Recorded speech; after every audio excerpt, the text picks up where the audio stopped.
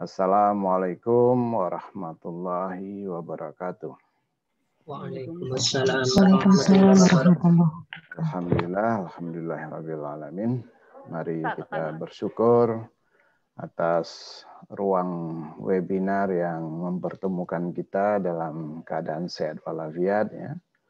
Saya muliakan Bapak Rektor, ya, Profesor Masdar Hilmi, yang tadi sudah mengawali pertemuan kita. Tentu saja apresiasi saya yang tinggi kepada Bapak Dekan Agus yang sudah menjadikan Fakultas Adab dan Humaniora ini sebagai rumah kita pada hari ini dan sampai besok ya. Saya lihat jadwalnya. Dan tentu saja rekan-rekan semua yang berkenan hadir, yang sudah mengambil inisiatif juga untuk menyelenggarakan acara ini. Saya kira ini sesuatu yang perlu kita syukuri dan kita apresiasi ya, sebagai satu komitmen untuk membangun bukan hanya soal menulis, tapi ini membangun dunia akademik. Cara-cara berpikir akademik ini memang perlu terus diasah. Dan saya mohon maaf karena semula saya melihat jadwal jam 9, oleh karena itu saya mengajar dulu tadi ya. Dan setelah ditelepon oleh Mas Dwi, saya cepat-cepat menghentikan mengajar untuk manfaatkan ilmu membagi pada kawan-kawan yang supaya kuliah juga berjalan dengan baik. Nah, baik, pada kesempatan ini saya kira sudah banyak sekali ya presentasi-presentasi tentang menulis jurnal, dan kita mungkin bosan juga dengan slide-slide. Ya, banyak slideshow yang udah kita lihat, tapi pertanyaan-pertanyaan sentral di dalam menulis tetap menjadi pertanyaan, ya, belum menjadi jawaban.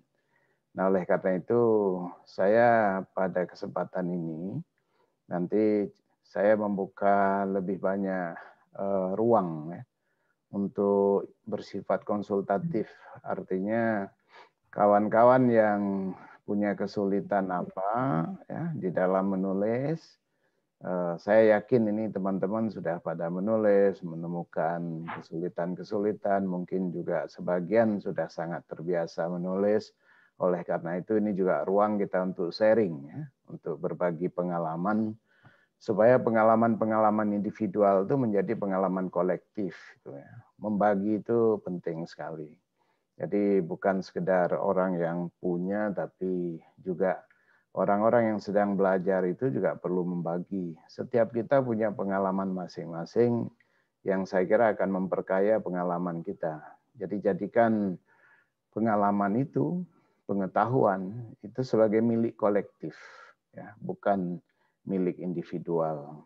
Nah, oleh karena itu pada hari ini dan saya kira juga sampai besok, mari kita berdiskusi, saling berbagi dan juga bertanya gitu ya. Nah, jadi yang pertama menyangkut topik kita pada kesempatan ini, bagaimana kita mengubah skripsi, tesis ya menjadi disertasi. Nah, jadi pertama saya ingin bicara standarisasi tulisan dulu ya. Jadi yang pertama soal standarisasi tulisan, kita harus tahu bahwa tulisan itu ada standarnya. Standarnya apa? Ya standar S1, S2, S3, karena itulah standar pendidikan gitu. Nah standar S1 berarti standarnya skripsi, ya. S2 tesis, S3 disertasi. Mungkin tidak semua kita tahu apa itu, bedanya satu dengan yang lain. Jadi kita kembalikan kepada kedudukan dasarnya.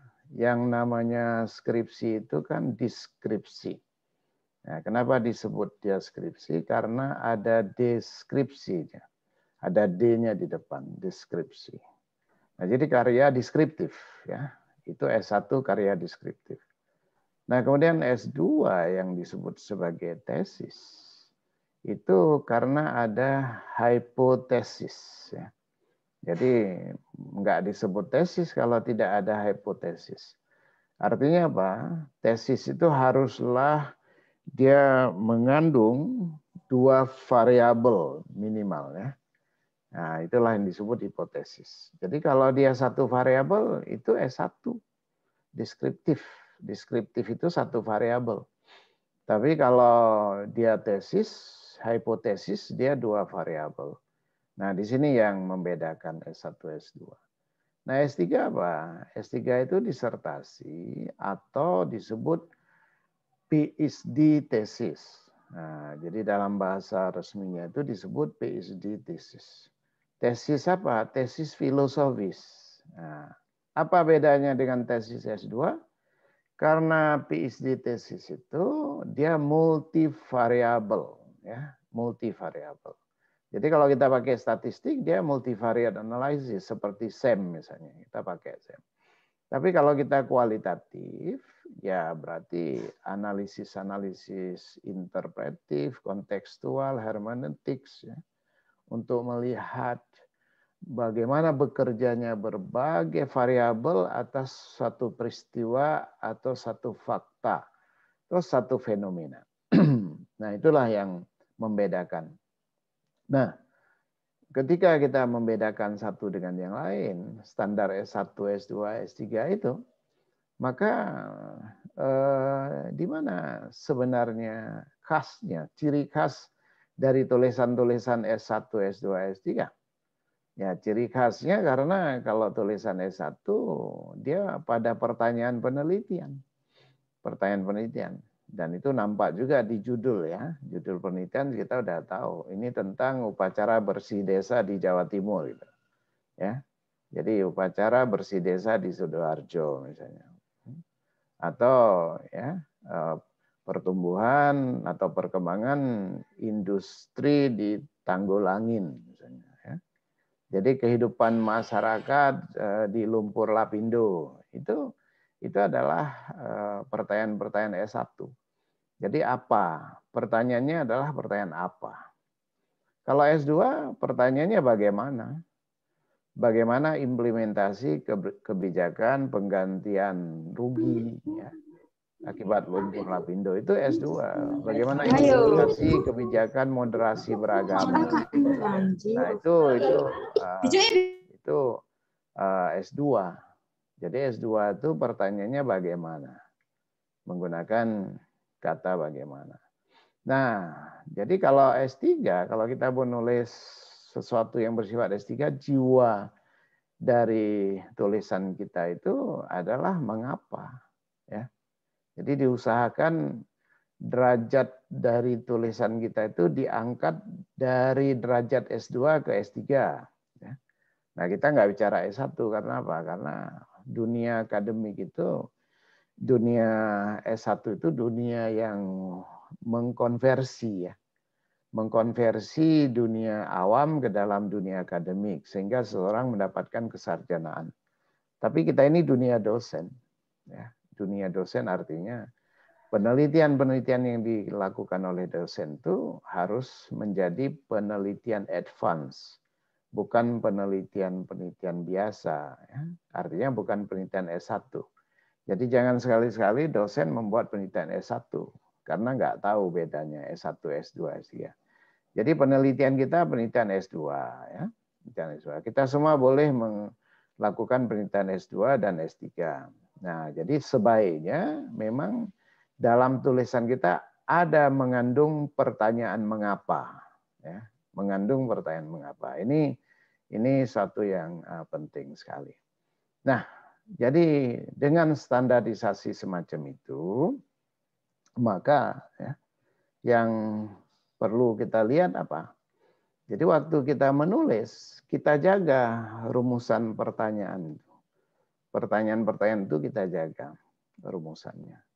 Nah, jadi kalau kita bisa menjaga rumusan pertanyaan itu, maka kita dengan jelas bisa membedakan penelitian S1, S2, S3, tulisan-tulisan S1, S2, S3 gitu. Nah, jadi saya selalu mengatakan bahwa penelitian yang advance itu bukan didasarkan ketidaktahuan, ya, bukan didasarkan atas ketidaktahuan, tetapi didasarkan pada keraguan-raguan. Nah, keraguan-raguan. Keraguan-raguan apa? Keraguan-raguan tentang adanya variabel tertentu yang mempengaruhi sesuatu. Nah, jadi kalau trauma akibat krisis, akibat bencana, ya, akibat pandemi dan sebagainya, itu kita ragu. Trauma itu betul-betul karena pandemi, atau trauma itu karena di PHK, atau trauma itu karena tidak pernah keluar dari rumah, itu karena apa ya? Nah, itulah keraguan-raguan itulah yang mau kita uji, ya, mau kita cari, ya, kita buktikan ini yang mana itu, ya, yang mana. Nah, kalau banyak variabel nanti kan kita harus terpaksa menguji satu-satu, apa variabel A, variabel B, variabel C yang mempengaruhi. Nah, jadi jangan ada, ya, pada level kita ini jangan ada tulisan proposal penelitian atau tulisan itu sendiri yang berbunyi tujuan penelitian ini untuk mengetahui. Nah, itu berarti Anda menurunkan grade-nya ke S1 ya. Nah, jadi tolong jangan pernah ditulis ada kalimat tujuan tulisan ini untuk mengetahui gitu kan. Waduh. Itu berarti Anda mendowngrade diri sendiri menjadikan Anda S1. Anda sekarang udah S2, S3, jadi harus udah lompat ya, jauh dari S1. Nah, jadi bahasa-bahasa tulisan itu harus kita perhatikan. Jadi ya minimal apa, memetakan, ya, bukan untuk mengetahui, tapi mapping, menganalisis, menguji. Jadi kata yang paling aman itu adalah menguji. Menguji apa? Menguji adanya pengaruh agama di dalam tindakan-tindakan radikalisme. Apa? Ya, ada agamanya di radikalisme. Apa bukan karena kemiskinan misalnya gitu ya. Jadi kalau ada bom yang meledak di Makassar, itu karena apa? Orang bilang karena agama, kita menguji. Kita menguji, benar kok agama yang mengaruhi. Nah, jadi menguji itulah sebenarnya yang menjadi landasan kita berpikir ya. Nah, itu yang pertama. Yang pertama sebagai pembuka ya. Yang kedua, kawan-kawan semua dan juga sahabat-sahabat saya yang ikut hadir pada hari ini. Nah, yang kedua adalah menulis artikel itu sebenarnya kita sedang berbicara tradisi yang berbeda. Tradisi yang berbeda dengan tradisi tesis disertasi, tradisi yang berbeda. Nah, jadi kalau jawaban sederhananya begini, apakah bisa skripsi, tesis, disertasi itu dijadikan artikel jurnal? Ya.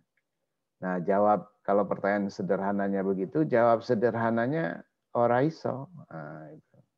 Jawab sederhananya nggak bisa. Ya, kenapa nggak bisa lah? Kalau bisa, semua orang udah jadi guru besar hari ini. Kan semua kita punya disertasi. Semua kita punya skripsi, semua kita punya tesis, semua kita punya disertasi. Kira-kira begitu ya. Kita kan punya disertasi, tapi banyak orang yang punya disertasi kok nggak bisa jadi guru besar. Nah, ini karena apa? Karena harus kita bedakan tradisi-tradisi keilmuan di dalam menulis karya ilmiah untuk gelar S1, S2, S3 dengan menulis jurnal profesional ya. Jadi ini jurnal ini kan ditulis oleh seorang yang lebih ini ya, lebih profesional. Maksudnya apa lebih profesional? Jadi gini. Jadi kedudukan tulisan ya. Kedudukan yang namanya disertasi tesis itu dengan kedudukan artikel jurnal tuh berbeda. Bedanya apa? Artikel jurnal itu adalah pasca disertasi. Ya, pasca disertasi. Artikel jurnal itu pasca tesis. Dia bukan tesis. Oleh karena itu nggak bisa diringkes. Nggak bisa diringkes. Ya. Nanti saya tunjukkan contohnya ya. Artinya caranya. Tapi kita pegang dulu nggak bisa diringkes. Nah, jadi kan banyak yang bekerja kan.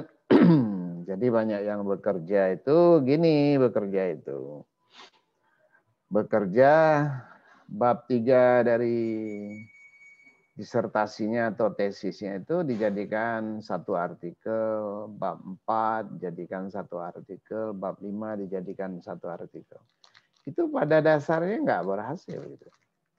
Kalau ke jurnal Sinta, jurnal-jurnal kita biasa itu dengan tingkat kesulitan yang relatif lebih rendah, nah itu bisa ya. Banyak orang survive dulu untuk naik pangkat tuh karena apa? Bedah-bedah tesis. Tesis dipotong-potong, potongan 1 lempar ke jurnal A, potongan 2 lempar ke jurnal B. Nah, itu cara kita. Dan itu sebenarnya mohon maaf, itu kan tanda orang malas, ya. Mohon maaf ya. Itu kan tanda orang malas penelitian. Jadi seolah-olah satu penelitian seumur hidup. Ya. Jadi naik pangkat semua dari situ itu. Bukannya kita tiap tahun penelitian, ya. Bukannya kita tiap tahun bisa 1, 2, 3, 4, 5 penelitian setiap tahun. Berarti nggak usah lagi mundur ke belakang. Ya. Jadi ada orang yang mau naik pangkat hari ini menjadi ke guru besar atau lektor kepala, terus dia bilang, saya punya disertasi 5 tahun yang lalu, Prof. Ya. Gimana kalau saya menulis dari disertasi saya? Lah Bapak, ya 5 tahun nggak kemana-mana. Ya. Lah Ibu, berarti 5 tahun Anda itu nggak ngapa-ngapain. Lah Mas, berarti 5 tahun Anda nggak mikir. 5 tahun Anda mandek gitu. Jadi kalau saya malu. Maksudnya malu Pak. Nah kok kita udah 5 tahun lebih pandai, udah 5 kali lipat lebih pandai mungkin dari 5 tahun yang lalu, kan kita semakin hari makin pandai. Ya.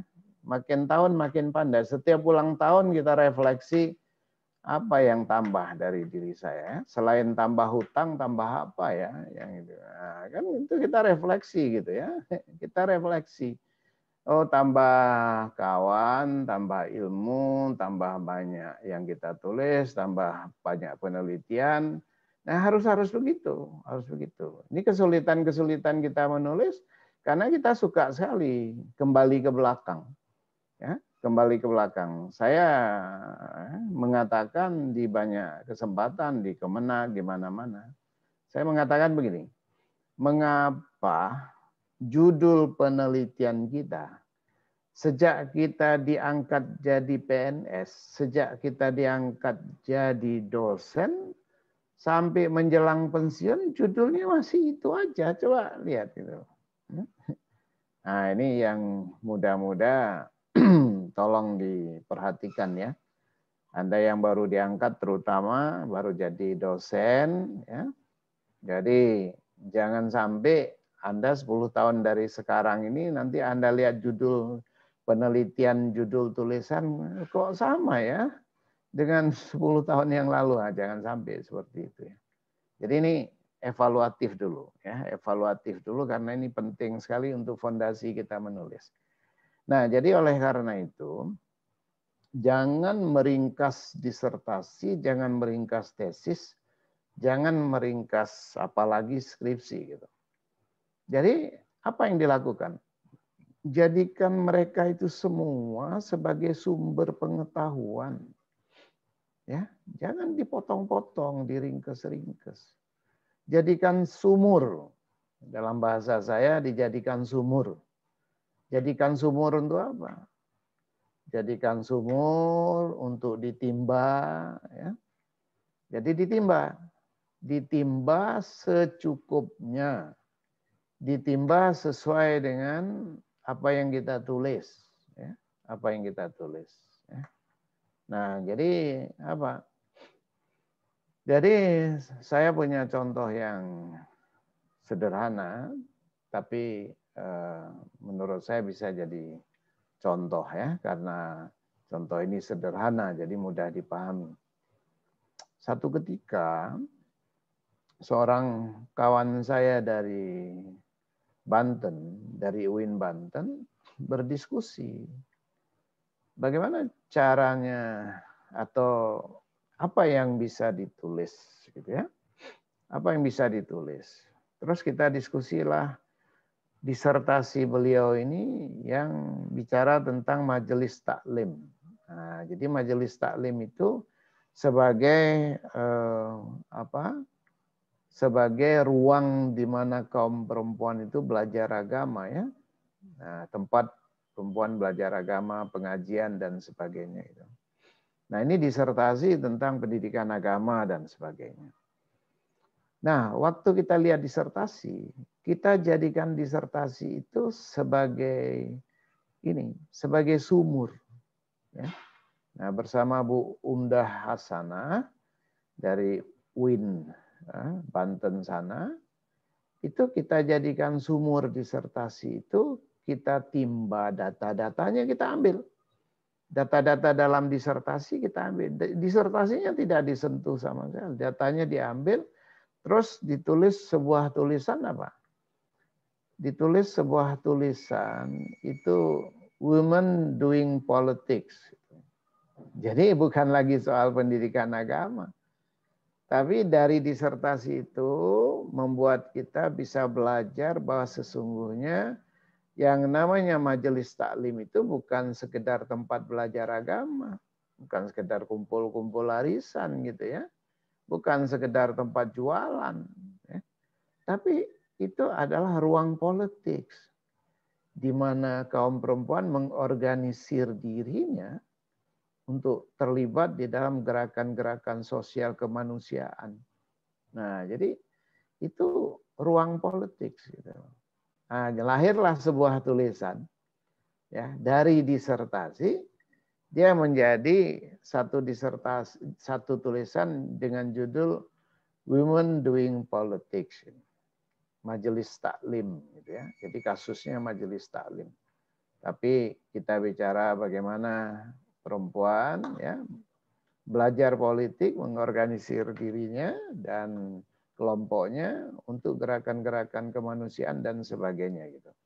Nah, ini contoh ya. Contoh nggak ada yang diringkes, nggak ada bab yang disentuh, nggak ada bab yang diganggu. Tapi yang diambil adalah data-data.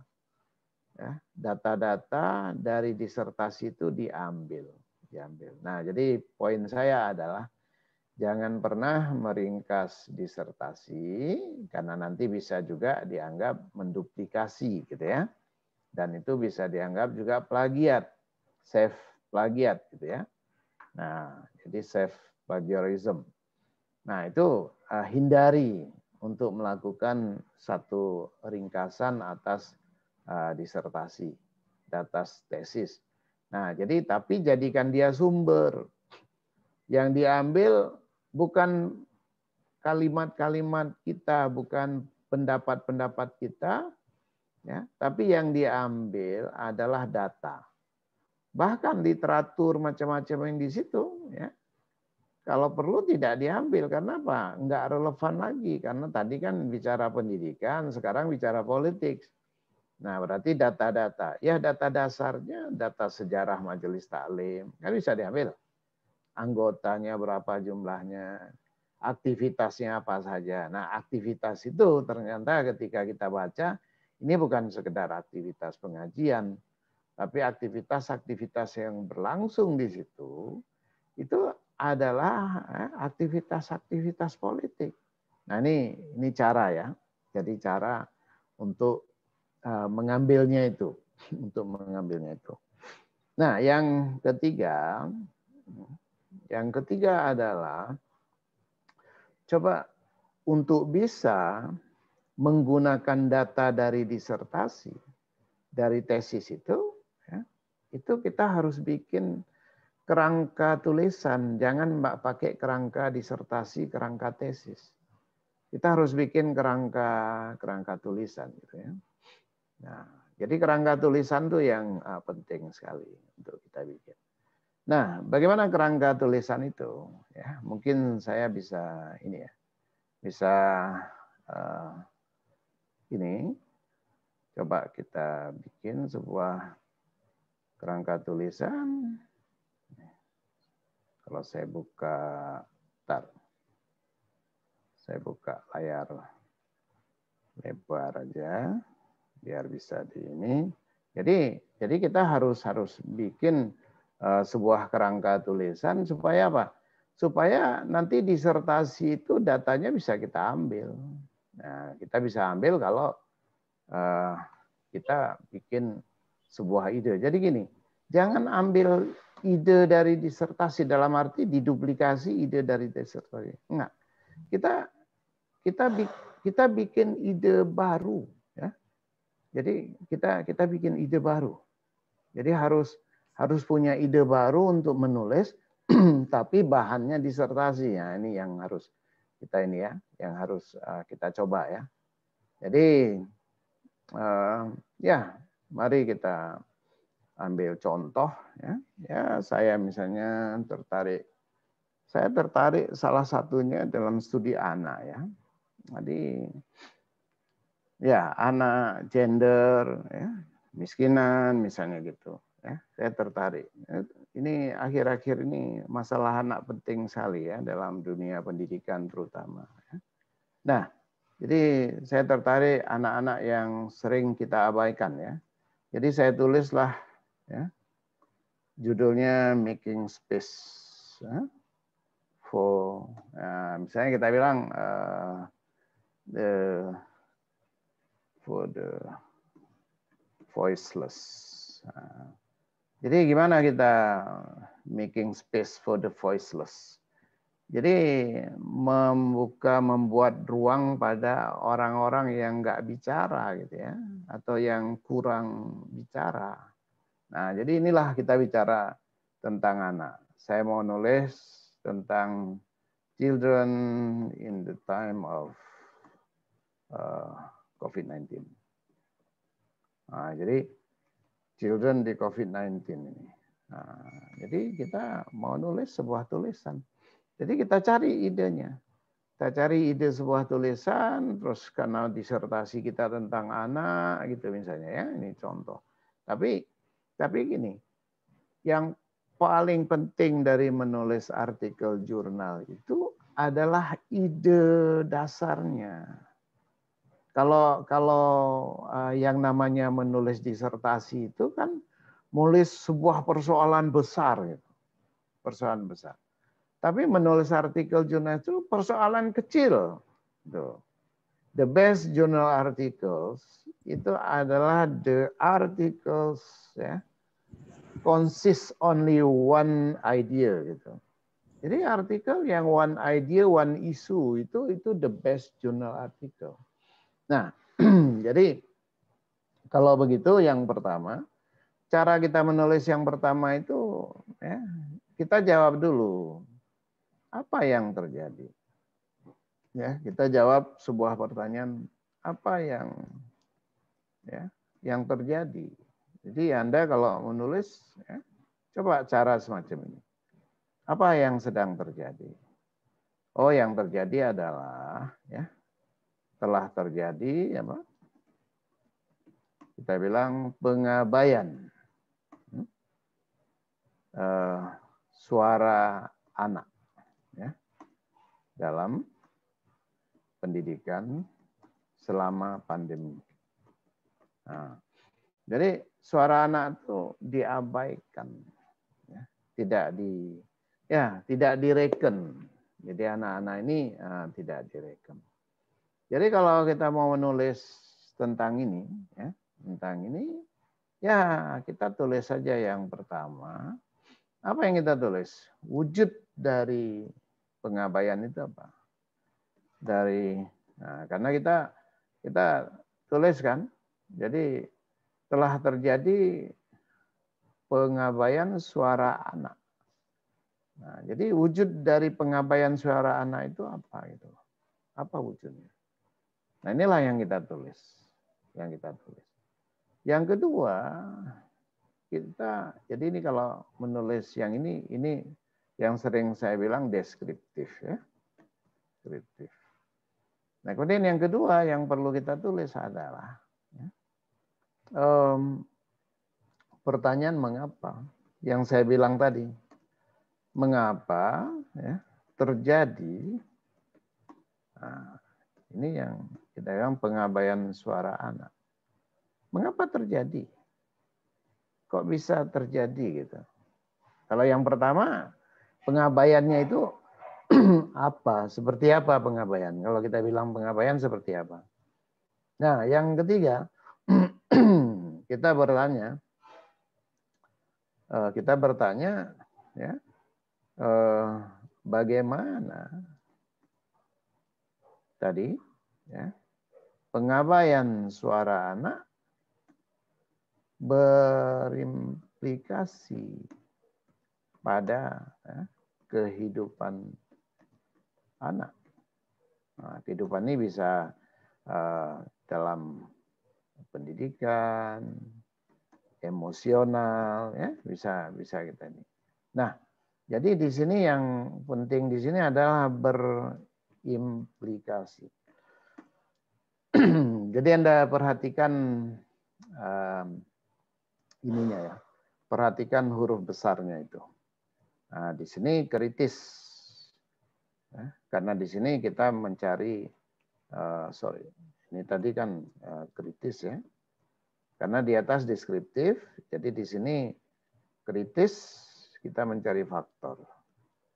Nah di sini kita bicara sesuatu yang implikatif. Jadi implikasinya. Ya, implikasinya. Nah jadi kita bikin seperti ini. Ya. Kita bikin seperti ini. Jadi kalau mau menulis, kita mulai dari apa yang sedang terjadi. Ya. Kemudian kita jawab wujud ya, dari karena yang sedang terjadi itu adalah pengabaian suara anak. Nah, jadi di sini kita kasih tanda ya, pengabaian suara anak. Nah, ini kalau kita ambil seperti ini ya, misalnya saya turunkan dia ke bawah. Ya. Ini rumus ya. Ini rumus, coba kita ganti. Apa yang sedang terjadi? Ya. Yang sedang terjadi itu apa kita bilang? Pembangkangan anak terhadap orang tua. Nah, ini kita ganti. Nah, yang saya kasih tanda petik itu diganti. Coba kita ganti. Kita ganti. Jadi kita neliti lain, bukan neliti itu. Apa yang sedang terjadi? Nah, kita bilang telah terjadi pembangkangan ya, anak terhadap orang tua. Nah, jadi kita menulis itu ya. Jadi sekarang kita mencoba menulis tentang pembangkangan anak terhadap orang tua. Nah, jadi tadi kan lain topiknya. Nah, sekarang kita menulis yang ini. Nah kalau begitu coba bisa nggak kita pasangkan nih? Ya. Kita pasangkan maksudnya temanya kita ganti semua. Bisa berlaku nggak? Kalau ini saya ganti, ya, ini saya ganti jadi gini, bunyi nggak? Wujud dari pembangkangan anak terhadap orang tua. Bunyi kan? Nah, bunyi. Ini kalau saya ganti, mengapa terjadi? Saya ganti ini. Saya ganti pembangkangan anak terhadap orang tua. Faktornya apa? Terus kalau ini saya ganti, bagaimana? Ya? Nah, pengabaian. Nah, bagaimana pembangkangan anak terhadap orang tua berimplikasi. Nah, tentu ini kita ganti ya. Berimplikasi pada hubungan ya, atau konflik antar generasi ya. Konflik antar generasi atau anak dengan orang tua. ya, yang kita maksud adalah anak dengan orang tua. Nah, jadi kita lihat ya, ini kalau kita ganti yang merah ini, artinya merah ini bisa diganti apa saja. Ya. Apa saja bisa digunakan, bisa diganti. Nah, jadi kalau kita udah punya ide semacam ini untuk menulis, ya, punya ide semacam ini satu tulisan udah jadi. Ya. Satu tulisan udah jadi. Jadi ini tulisan udah bisa diteruskan dari sini. Dari sini. Nah, tapi coba kita latihan dulu lah. Ya. Latihan dulu sedikit. Supaya teman-teman jangan cuma mendengarkan, ya, supaya juga bisa. Coba saya minta volunteer, siapa yang mau coba ya, biar kita siapa yang mau menjawab apa yang terjadi. Jadi yang kita bilang ini adalah sebuah fenomena ya, sebuah fenomena. Kita sedang meneliti sebuah fenomena, kita mau melihat sebuah fenomena, terus kita coba fenomena itu bisa nggak diteliti atau penting nggak ya untuk diteliti. Nah, coba Mbak Tristi, ya, Anda tertarik dengan apa? Coba kita pasangkan ke model saya tadi. Itu kan ya, itu rumus yang saya buat. Kalau Anda ya nanti bisa masangkannya berarti rumus itu berlaku. Artinya itu rumus untuk menulis. Mbak Tristi tertarik dengan apa coba? Kita exercise ya. Misalnya saya berasal dari linguistik. Ya. Tapi tesis saya tentang translation, mungkin translation di dalam sebuah novel gitu. Ya, oke. Ya. Nah, jadi apa yang terjadi dalam translation? Oke. Jadi saya untuk tesisnya waktu itu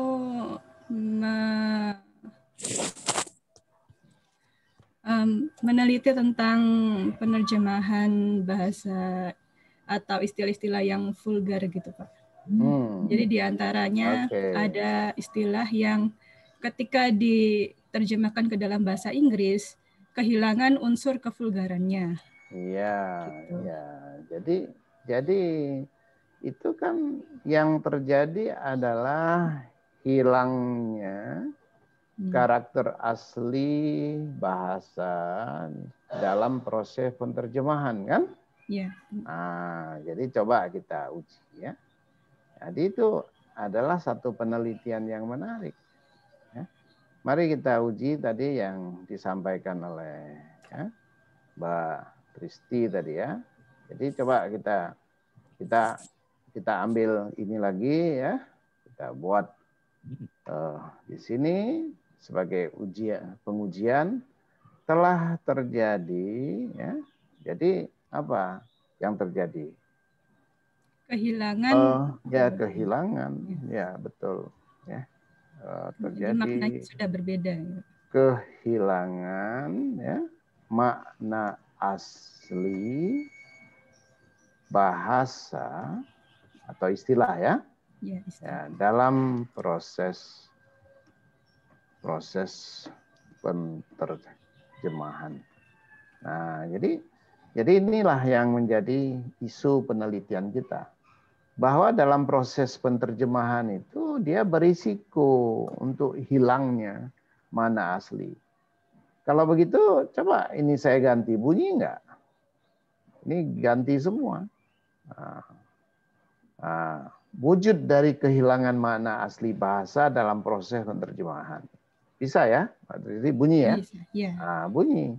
Mengapa terjadi ya, kehilangan ya, itu bahasa tadi. Mengapa terjadi kehilangan makna asli bahasa dalam proses terjemahan? Kok bisa terjadi? Bisa kan dijawab? Bisa. Nah, kalau begitu bagaimana ya, kehilangan Nah, nanti bisa kita edit, misalnya kita edit sedikit, misalnya bagaimana hilangnya makna asli kan bisa diedit, tapi logikanya kan sama. Ya.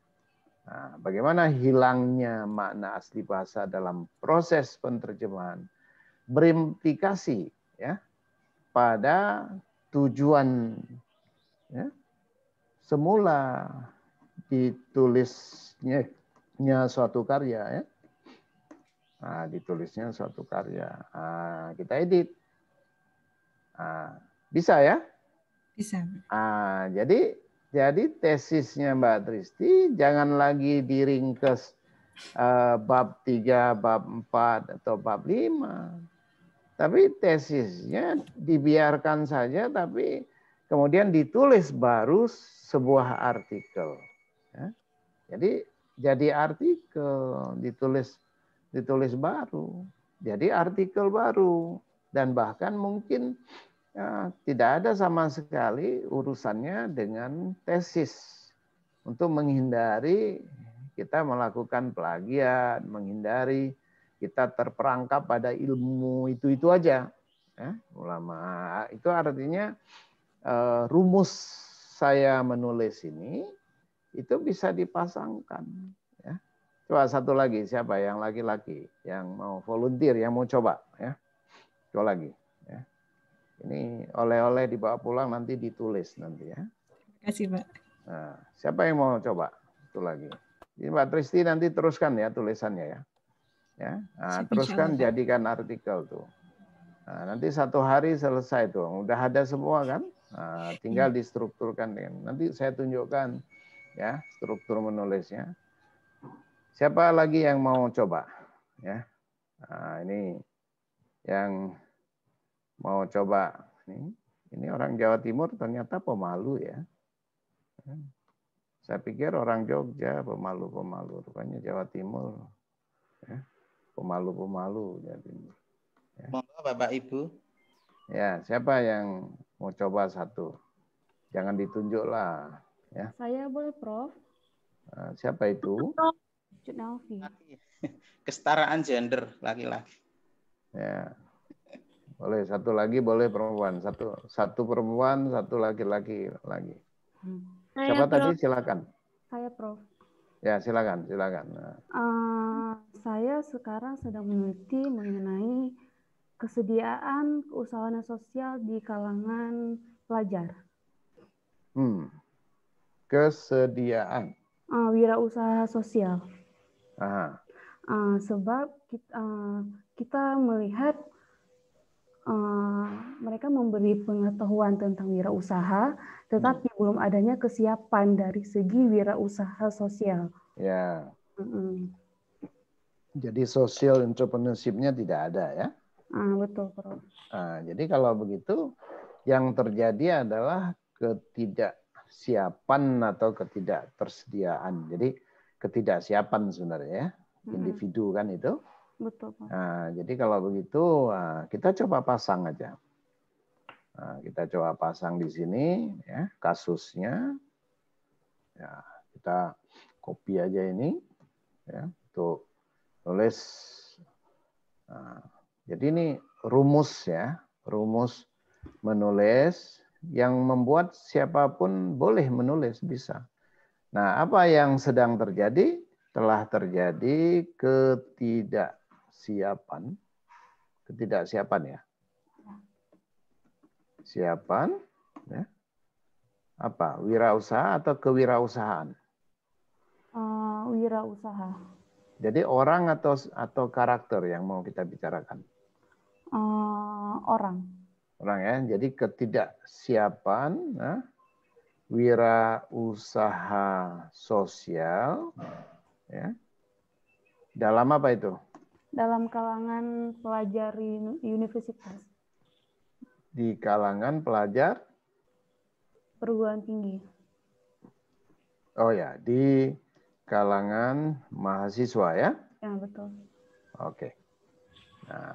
Nah, jadi apa yang sedang terjadi telah terjadi. Yang sedang terjadi itu ketidaksiapan wirausaha sosial di kalangan mahasiswa.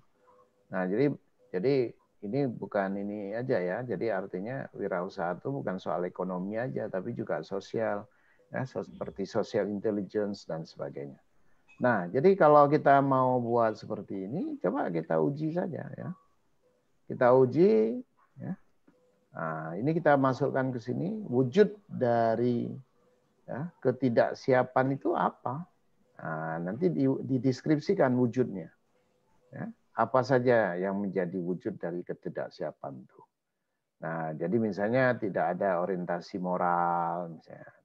Tidak ada social responsibility, misalnya. Nah, itulah wujud-wujudnya itu. Nah, nanti dibicarakan di situ. Ya, nanti saya bicara secara umum nanti akan saya jelaskan. Nah, ini juga begitu. Mengapa terjadi ya, ketidaksiapan wirausahaan sosial di kalangan mahasiswa. Nanti kalau diteruskan kan di kalangan mahasiswa. Nah, demikian juga kita bicara bagaimana hilangnya kewirausahaan sosial itu berimplikasi, ya, kan berimplikasi pada kita bilang ya, pada karakter ya, pengembangan atau perkembangan ya, perkembangan usaha. Apa ininya? Nah, apa yang hilang, apa yang tidak terjadi di situ akibat dari adanya kehilangan atau ketidaksiapan wirausaha sosial.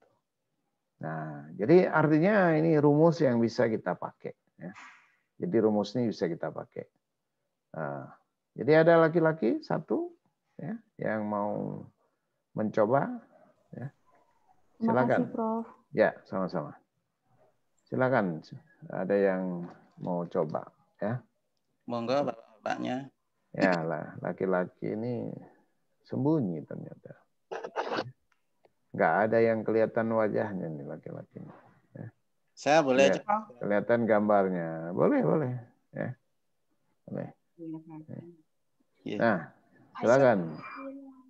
Saya mau coba, Prof. Ya, ya, silakan.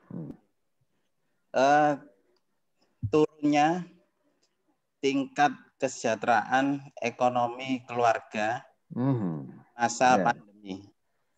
Asal apa? Oh, masa pandemi ya. Dwi moderator. Ya, ya, oke. Ya, jadi dengan cara yang sama, ya, kita jadi Mas Dwi bisa langsung nulis apa yang sedang terjadi, telah terjadi, ya, apa menurunnya, ya kan? Iya. Nah, jadi tadi mau menurunnya tingkat kesejahteraan keluarga. Ekonomi keluarga. Ya, ekonomi keluarga. Di masa. Nah, jadi ekonomi keluarga di masa pandemi. Nah, jadi kita tulis poin pokoknya itu. Nah, kalau begitu kita wujudkan. Jadi apakah itu dari disertasi dari apa saja ya? Nah, coba kita masukkan sini. Wujud dari menurunnya tingkat kesejahteraan ekonomi keluarga. Deskriptif. Apa wujudnya? Apakah mereka harus mengurangi kualitas makan? Apa mereka harus membatasi mengeluarkan uang? Ya. Apakah mereka wujud menurunnya tingkat kesejahteraan itu tampak dari meningkatnya alokasi waktu? Ya. Nah, itu adalah ukuran-ukurannya. Nah, wujudnya ya, wujud. Nah, kemudian kita bicara mengapa terjadi menurunnya tingkat kesejahteraan ekonomi keluarga pada masa pandemi. Mengapa itu terjadi? Nah, terjadi karena keluarga-keluarga Indonesia tidak punya simpanan, ya, atau tidak ada social security, ya, tidak ada sistem social security ini bisa simpanan keluarga ya, sistem social security-nya nggak berjalan, ya. Nah, itu Itu misalnya ya. Jadi nanti kan itu tergantung pada data kita. Apa yang menjadi jawaban. Nah, yang kita tulis nanti. Nah, kemudian yang ketiga juga begitu. Ya. Coba kita masukkan yang ketiga. Nah, bagaimana menurunnya ya, tingkat kesejahteraan keluarga berimplikasi pada kehidupan keluarga. Apa implikasinya? Apakah itu konflik? Apakah itu kekerasan domestik? Apa itu pengabaian anak? Ya, nah, ini hal-hal yang perlu kita jawab. Ya. Nah, jadi itu contoh, ya, contoh. Ini tadi kan kalau kita mau isi, ya ini kualitas makan, nah, pembatasan, ya menurunnya itu ini penunggakan pendidikan anak misalnya, ya. Yang kita bilang menurun itu tampak dari apa? Ya, menghindari pasar, ya, itu nampak dari situ misalnya. Ya. Atau ini menurunnya tingkat kesejahteraan itu ini terjadi penjualan kekayaan. Nah, itu tergantung kita mau ukur lewat apa. Oh, tanah-tanahnya udah dijual. Banyak sekali di sekitar rumah saya tinggal tuh, ya, udah banyak tanda-tanda. Ada pelang tanah dijual 600 meter, tanah dijual 230 meter, ada pelang. Nah, itu adalah wujud dari menurunnya tingkat kesejahteraan ekonomi. Nah, itu tinggal kita cari gitu ya. Nah, jadi ini ya, teman-teman semua, kalau kita lihat poin yang saya buat tadi, inilah cara kita menulis sebuah artikel. Ya, jadi starting pointnya itu dari sini. Ya, starting pointnya dari sini. Karena kalau kita udah mulai dari sini, kita start dari sini, maka struktur berpikirnya itu akan mengikuti ini, ya tulisan itu akan mengikuti struktur berpikir itu. Struktur berpikirnya mempengaruhi bagaimana cara kita mengambil data. Ya. Cara kita mengambil data misalnya. Nah, jadi kalau begitu misalnya kalau sudah ini ya, ini saya teruskan ya Mas Dwi ya. Ya, jadi kalau sudah begini ya, kita bikin template ya. Nah, nanti ada template template tulisan ya. Jadi kita ikuti aja template-nya. Saya ambil template yang paling umum ya. Ya, template tulisan yang paling umum itu ya. Ya, teman-teman bisa lihat di jurnal-jurnal literature review ya. Ini method dan kemudian result ya. Results, kemudian discussion dan conclusion gitu ya. Nah, jadi conclusion, reference.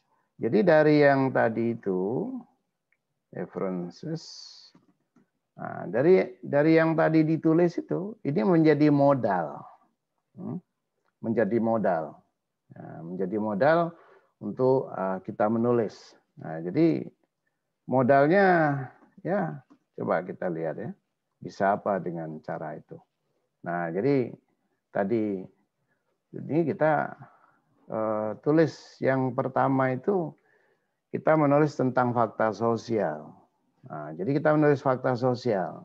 Jadi langsung aja ya. Fakta tentang apa? Ya, fakta ya telah terjadinya. Jadi bahasanya nggak usah ditarik kemana-mana, langsung get to the point. Terjadinya pengabaian suara anak ya, dalam pendidikan selama pandemi. Nah, suara anak sudah diabaikan. Jadi maksudnya apa? Maksudnya ya kita bilang ya, anak tidak pernah ditanyai ya tentang pengalaman dan kesulitan yang mereka hadapi ya dalam proses belajar atau dalam proses belajar online ya. Nah, jadi itu kalimat ini ya. Kalimat pertama itu kalimat intinya. Kalimat intinya ada di kalimat pertama, kalimat kedua ini. Kalimat kedua itu sebagai kalimat penjelas. Nah, kalau kurang jelas bisa kita tambahkan satu kalimat lagi misalnya. Anak tidak pernah ditanyai tentang pengalaman dan kesulitan yang mereka hadapi dalam proses belajar online ataupun dalam ya atau kita tulis dalam pembelajaran online. Nah, demikian pula ya, gagasan anak tentang bagaimana proses pendidikan selayaknya berjalan tidak terakomodasikan. Nah, jadi ini untuk mempertegas. Jadi isu sentralnya kita pertegas dulu dengan cara semacam itu, ya, macam itu. Nah, jadi kita masukkan datanya, ya. Jadi data menunjukkan, ya, sebagian besar anak mengalami kesulitan, baik dalam penggunaan teknologi maupun kurikulum pada masa pandemi. Nah, jadi kita mengutip tulisan Lansil 2020. Nah, jadi sebagai data, ya, sebagai data di NTT hampir separuh sekolah ya, tidak dapat menjalankan pelajaran dengan rutin karena kesulitan dalam pemilikan media pembelajaran. Nah, jadi kita kutip tulisan ya, yang melaporkan itu. Nah, jadi menulis itu langsung ada reference di ini. Langsung ada reference ya. Nah, sebagaimana jadi kesulitan anak dalam pembelajaran online seperti ditunjukkan oleh Herawati, ya, saya bilang Herawati, ya. Nah, merupakan fakta yang belum terpecahkan. Nah, untuk apa kita mengutip tulisan ini? Ya, kita mengutip ini untuk memperkuat keberadaan tulisan kita, bahwa tulisan kita ini penting, gitu ya. Nah, jadi tadi kita bicara fakta yang pertama, bicara yang kedua apa? Literatur, ya. Nah, literatur, ya, tentang pengalaman belajar anak pada masa pandemi kita petakan, ya. Jadi peta literaturnya. Pandemi ya memperlihatkan dua hal. Nah, jadi langsung kita petakan pertama, ya. Nah, jadi pertama, ya, studi yang ya, menunjukkan bahwa anak mengalami kesulitan dalam pemilikan dan penguasaan teknologi pembelajaran. Nah, jadi ini studi-studi yang menunjukkan hal semacam itu, ya. Awas 2020, Easy, ya, 2020, kemudian Martin 2021. Nah, jadi ini studi-studi yang menulis tentang itu kita ambil, ya, kita kutip yang menunjukkan bahwa kesulitan teknologi, ya, kesulitan juga menyangkut, ya, tingkat literasi yang rendah. Nah, jadi ini kesulitan yang pertama, ya, kesulitan yang pertama kita tunjukkan itu. Nah, kedua apa? Kan tadi kita bilang ada dua kecenderungan, gitu ya. Jadi kedua, studi yang mengevaluasi, ya, kinerja pendidikan di mana pandemi telah menjadi dasar tidak tercapainya target pendidikan, baik secara kelembagaan maupun kurikulum. Ya. Nah, jadi studi-studi yang bicara tentang itu, kita kutip, ya, studi-studi yang itu, ya. Nah, jadi kita cek. Nah, cara ngeceknya apa? Ya, kita ada ini. Kalau saya cek langsung ke Mendeley, ya. Jadi kita langsung ke Mendeley, ngecek ke Mendeley.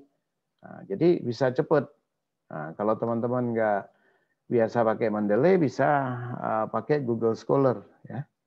Nah, Google Scholar. Jadi kalau Mendeley, kita langsung buka Mendeley. Nah, kita bisa dapat insert citation, gitu ya. Nah, setelah insert citation, nanti kita langsung dibawa ke Mendeley, ya.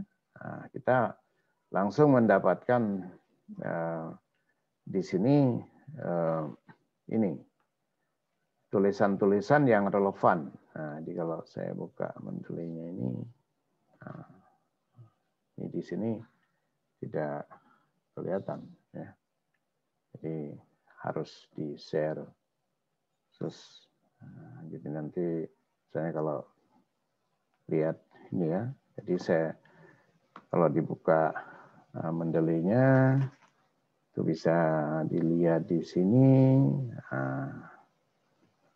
Jadi kita buka Mendeley. Jadi dari Mendeley ini kita ambil tulisan-tulisan yang relevan, ya, dengan cara, ya, kita literature search. Nah, literature search, nanti dia keluar tulisan-tulisan, nah, kemudian kita ambil tulisan-tulisan itu. Nah, jadi itu cara kita ini, ya, cara kita masuk ke Mendeley. Jadi kalau enggak, ya teman-teman buka Google Scholar, ya. Buka Google Scholar, langsung dicari, ditulis apa yang ini, apa yang menjadi poin dari tulisan kita itu. Nah, langsung buka Google Scholar. Nah, jadi kalau sudah kita tulis begini, jadi kita masukkan tulisan-tulisan seperti ini, ya. Jadi sini kita ketemu tulisan tadi Hartono, 2010, ya. Dah. Nah, jadi kita udah mengevaluasi dua kecenderungan, ya, dua kecenderungan. Nah, kalau sudah kita tulis dua kecenderungan, kita evaluasi dari dua kecenderungan tersebut.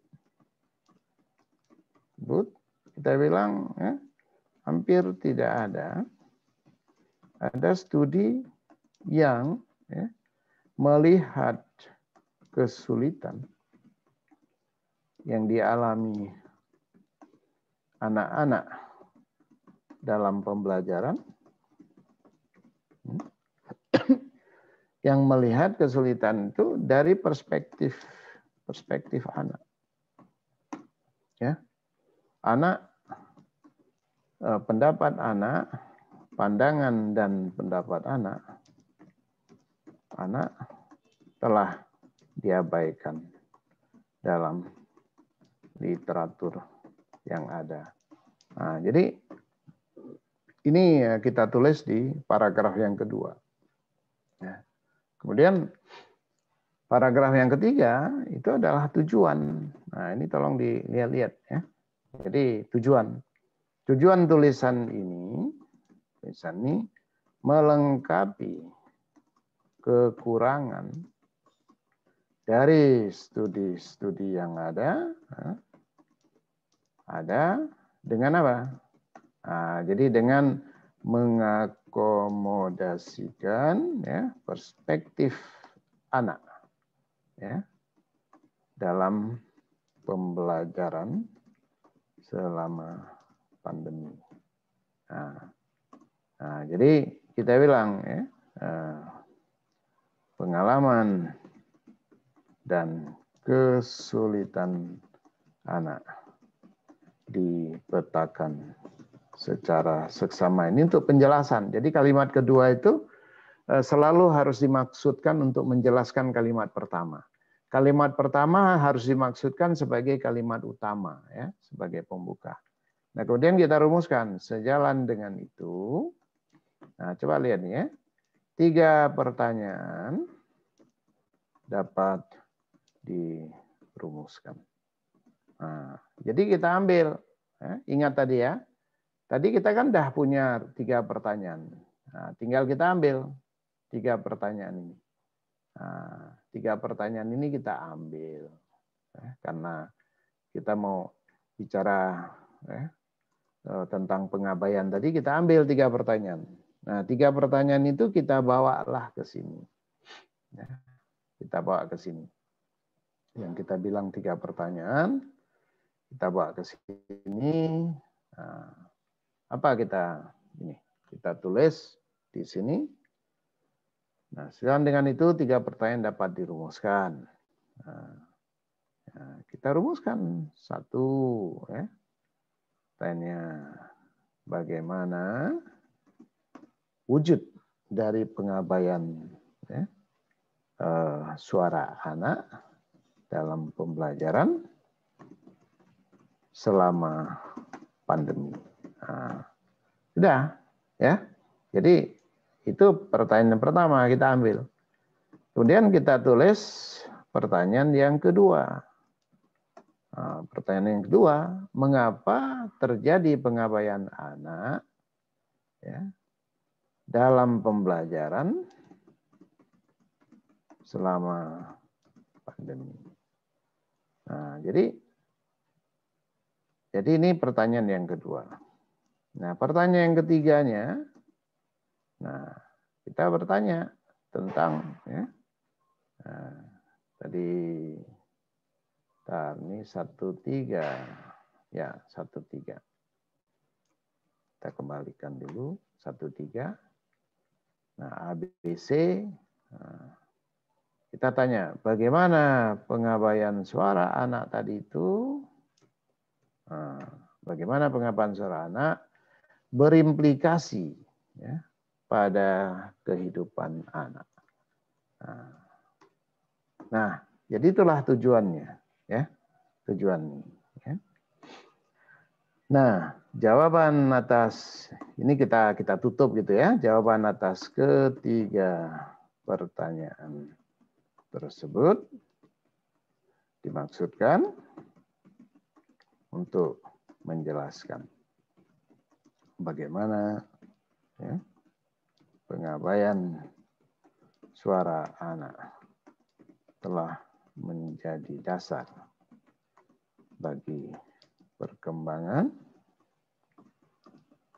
anak baik dalam pendidikan maupun ya, kita bilang maupun kepribadian. Nah, jadi itu tujuan ya. Nah, jadi habis itu kita tulis yang keempat apa? Argumen. Ya, argumen.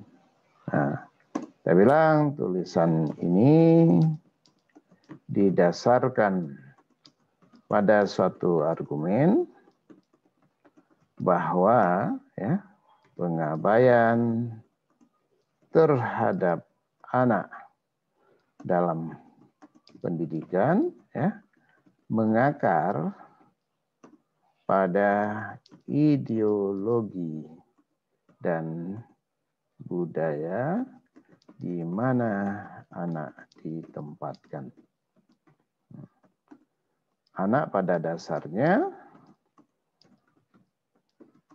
menjadi objek ya, pendidikan yang diputuskan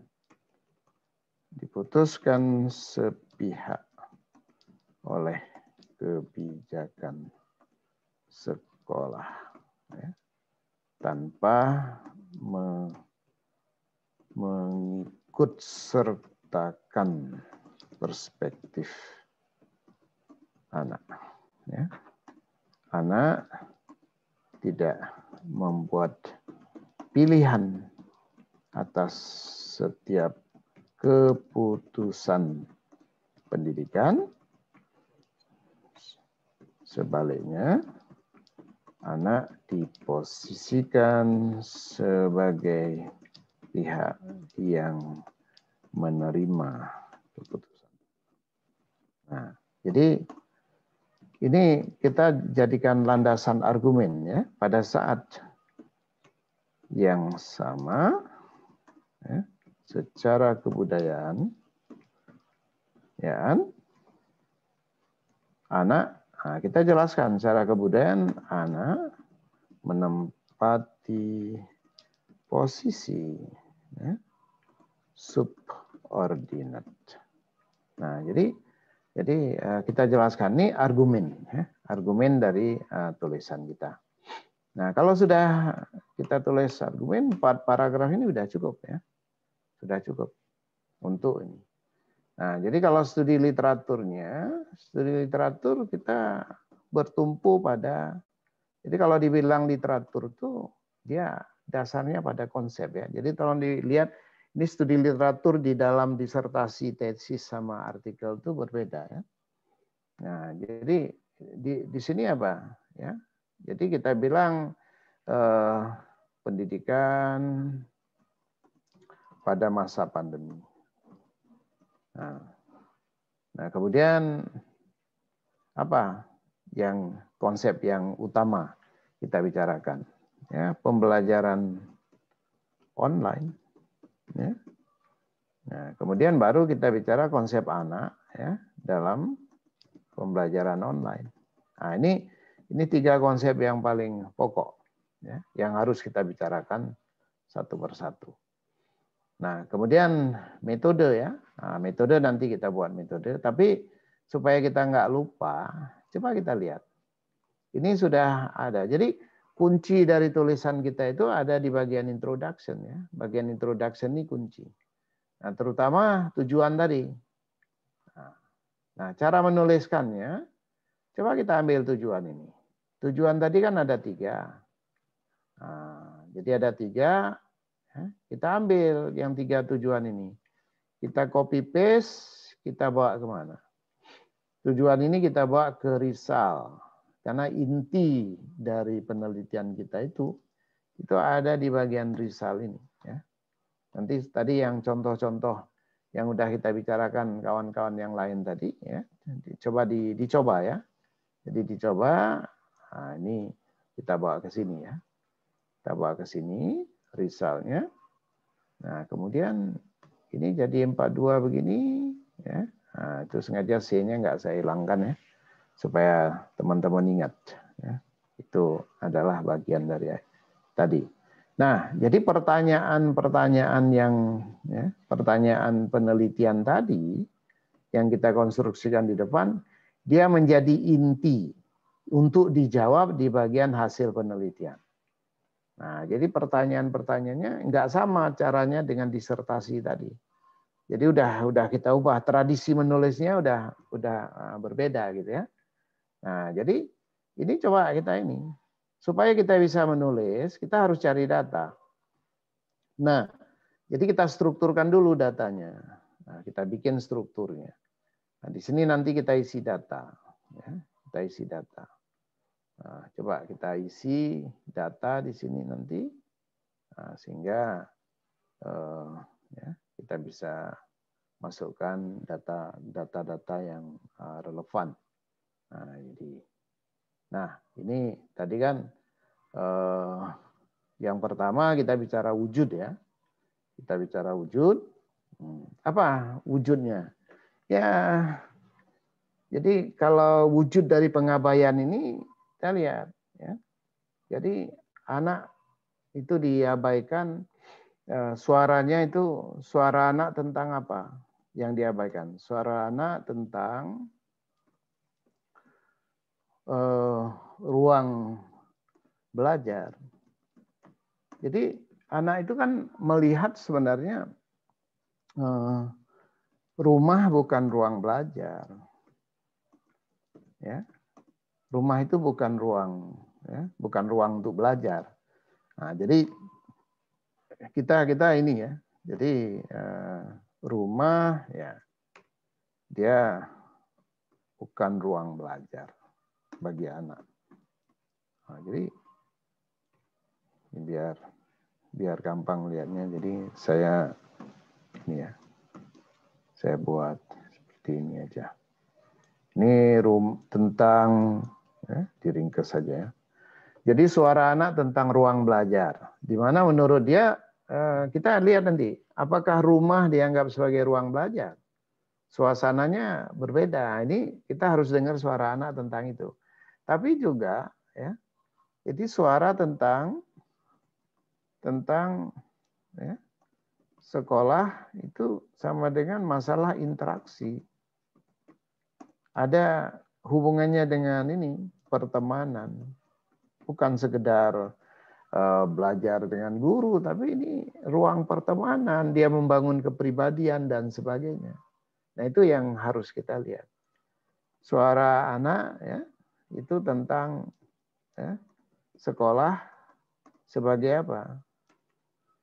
Sebagai keteladanan.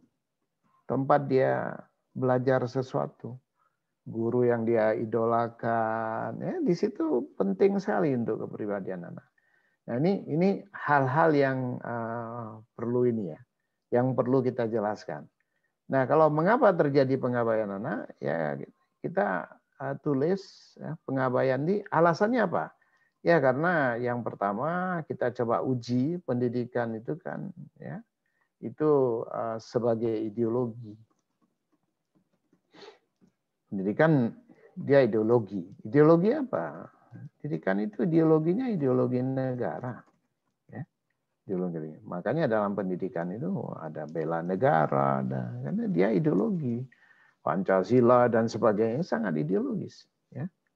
Jadi paradigma yang kedua, paradigma pendidikan itu sama dengan ya, itu paradigma orang dewasa. Bukan anak-anak. Pendidikan itu paradigma orang dewasa. Nah, ini harus kita lihat. Itu yang menyebabkan mengapa anak itu diabaikan. Nah, juga kemudian faktor yang lain secara kultural anak sebagai ya, subordinat. Nah, secara kultural anak subordinat harus berbakti pada orang tua dan seterusnya. Karena dia subordinat. Ya. Nah, jadi kita tanya kemudian, bagaimana implikasinya? Ya, itu implikasinya itu terhambatnya pendidikan kemandirian. Padahal cita-cita teknologi itu menjadikan atau melahirkan satu proses kemandirian. Ya. Jadi terhambatnya ini, ya, pendewasaan anak. ya, pendewasaan anak. Jadi kita menghambat pendewasaannya, dan dia bisa membuat dia ini ya, terganggu kepribadiannya. Nah, kemudian akibatnya adalah terhambatnya kompetensi responsibility. Jadi tanggung jawab anak dalam yang bisa dilahirkan dari pendidikan itu tidak bisa muncul karena proses pendidikannya nggak membawa dia ke sana. Ya. Dia nggak pernah ditanyai, tidak diajarin cara menjawab pertanyaan, cara mengajukan pertanyaan, tapi selalu disuruh menerima, ya. Nah, semacam itu. Nah, jadi kalau sudah kita tulis risal semacam ini, nah ini nanti datanya kita masukkan, ya. Jadi datanya kita masukkan, kita cari datanya. Nah, jadi kita cari datanya. Nah, ini kalau kita tulis semua ini kira-kira udah 1/3 dari artikel jurnal. Nah, jadi dengan demikian juga kita bisa meneruskan discussion. Discussion yang pertama itu adalah summary, ya. Jadi summary dari hasil penelitian, summary, ya. Jadi tulisan yang mengkaji, ya, pengabaian suara anak dalam pendidikan ini, ya, telah melahirkan suatu peta tentang pentingnya, ya, landasan ideologis pendidikan di satu pihak dan, ya, ini budaya di pihak lain. Nah, jadi secara ideologis dan tradisi, anak bukan sebagai subjek, tetapi anak ditempatkan sebagai objek. Dengan demikian, anak secara kelembagaan dan nilai diposisikan sebagai pihak yang pasif menerima akibat atas keputusan dan kebijakan yang dirumuskan.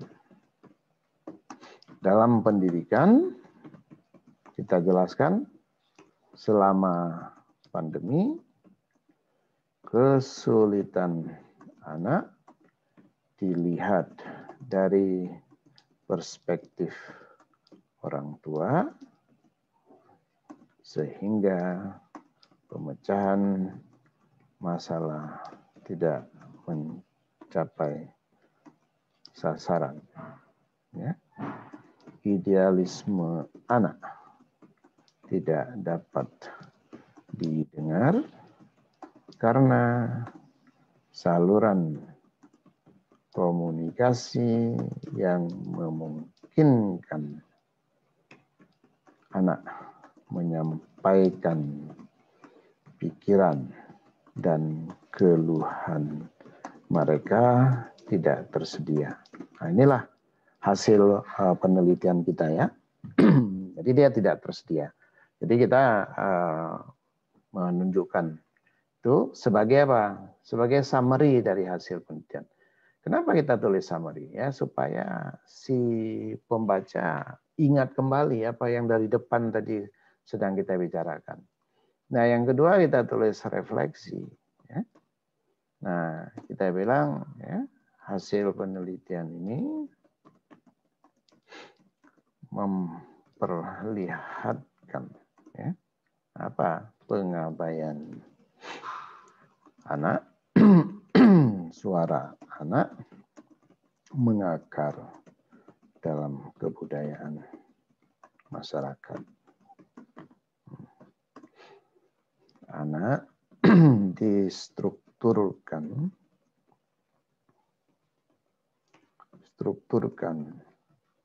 dalam masyarakat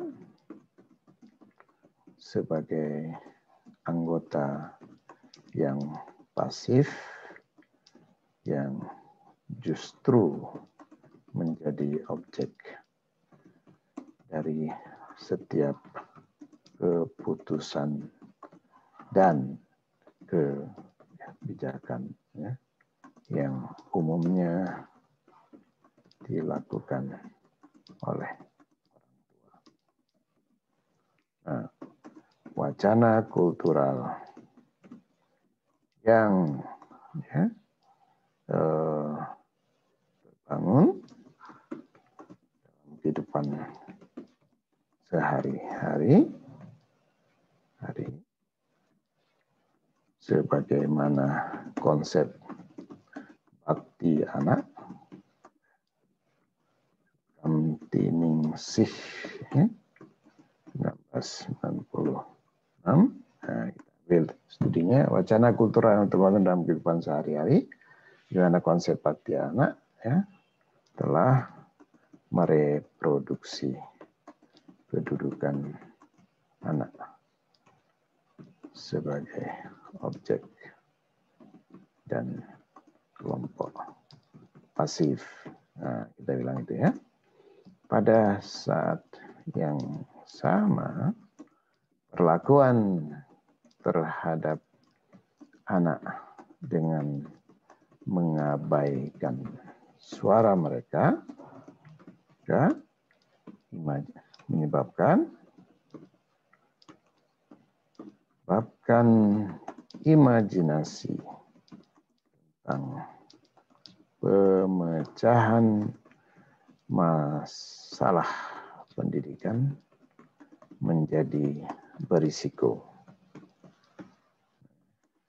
Kebijakan yang dibuat sangat mungkin ya, menyebabkan tekanan baru pada anak. Jadi itu sebagai satu refleksi ya, refleksi dari hasil penelitian itu kita tarik sebagai satu refleksi. Nah, kemudian kita tulis interpretasinya. Apa interpretasi kita? Ya, interpretasi. Ya. Interpretasi kita bilang ya, anak berada dalam posisi yang dilematis. Ya. Saya bilang di satu sisi ya, anak merupakan tujuan kasih sayang dari orang tua dalam masyarakat. Ya. Nah, di lain sisi anak merupakan objek yang dikenakan berbagai keputusan. Jadi keberadaan anak seringkali seperti dalam pendidikan, kali untuk mencapai atau untuk memenuhi tujuan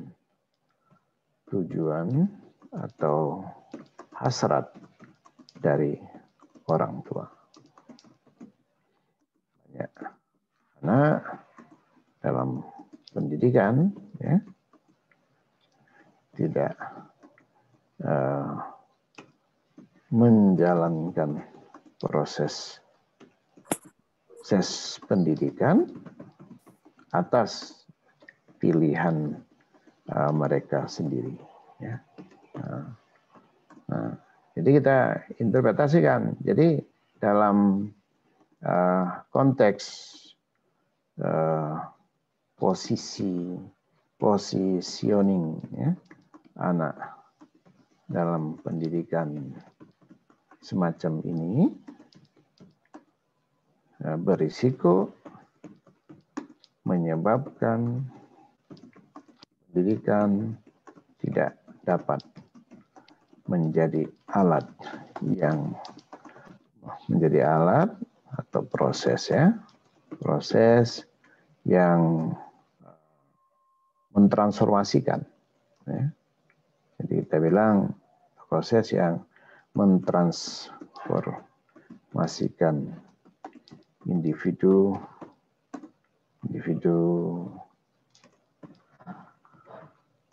ke dalam lingkungan general yang kontekstual. Nah, jadi ini kita tunjukkan, ya, kita tunjukkan interpretasinya. Nah, yang satu lagi adalah komparasi. Apa maksudnya komparasi itu? Ya, studi ini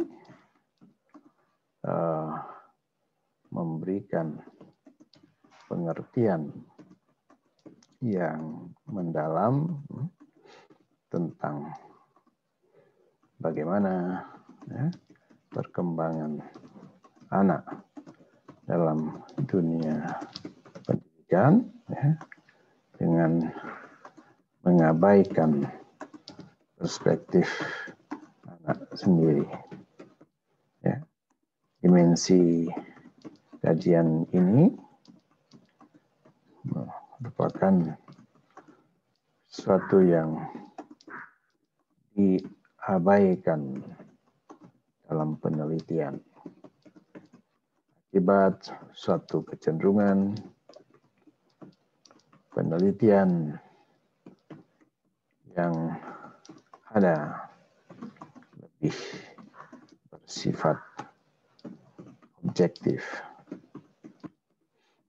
Ukuran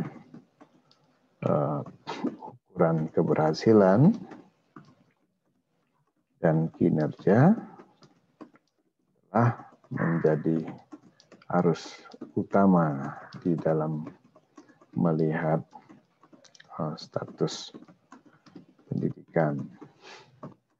Subjektivitas anak, kita bilang subjektivitas anak tidak terakomodasi, sehingga perasaan dan harapan anak dalam pendidikan yang menyangkut masa depan yang harus mereka jalani ini tidak terakomodasikan. Kita bilang masa depan anak merupakan masa depan sebagaimana yang diimajinasikan ya, oleh orang tua mereka. Studi-studi yang ada melegitimasi perspektif anak sebagai objek. Itu evaluasi kita ya terhadap studi yang ada. Jadi sifatnya komparatif. Nah, terakhir di sini kita bertanya tentang apa aksi. Jadi aksi. Jadi action plan apa yang harus dilakukan? Nah, jadi action plan apa yang harus kita lakukan? Ya. Jadi berdasarkan hasil penelitian dibutuhkan suatu gerakan penyadaran tentang pentingnya ya, membebaskan anak dari perspektif yang mengobjekkan ya, mereka dalam pendidikan. Nah, 3 cara dapat pertama, pendidikan perlu dibangun atas kebutuhan khusus anak yang menjamin perkembangan yang sehat. Ya. Kedua, iklim pendidikan yang terbuka dan bersifat ideologis perlu didesain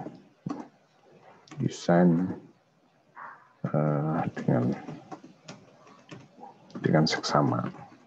Karena 3 kita bilang tadi ya, 3 cara. Ketiga ya,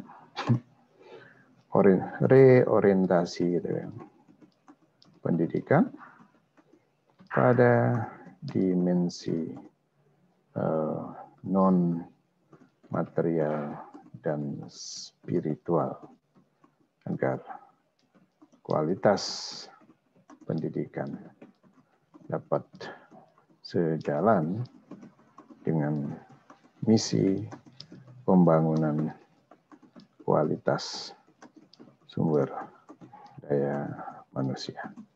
Nah, jadi itulah analisisnya ya. Jadi analisisnya kita buat seperti itu.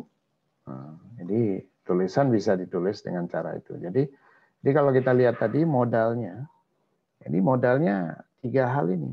Nah, jadi kalau kita udah bisa menjawab apa yang terjadi dan kita punya modal 3 pertanyaan ini, maka dia akan menjadi dasar tulisan ya, yang nanti tentu saja bisa kita bisa kita teruskan, bisa kita lengkapi ya. Ini contoh ya pada kawan-kawan bagaimana kita menulis ya. Nanti kalau ada waktu saya teruskan, tapi ada baiknya saya kira sebelum saya teruskan kita beri dulu kesempatan pada kawan-kawan supaya bisa mengubah semua tulisannya. Jadi ini bukan cuma disertasi tesis ya, tapi semua tulisan yang pernah kawan-kawan bikin, entah itu artikel, paper, seminar, dan sebagainya, artikel yang belum terbit, itu bisa diredesain ulang, ya, didesain ulang seperti tadi, dan nanti dengan cara itu kita lebih bisa menstrukturkan tulisan kita. Nah, disesuaikan tentu saja dengan template jurnal. Nah, jadi tadi yang saya tulis itu adalah template yang paling lengkap, ya, paling lengkap. Jadi nanti waktu kita mau nulis ke jurnal kita sesuaikan. Ada yang perlu kita kurangi atau perlu bahkan kita tinggalkan.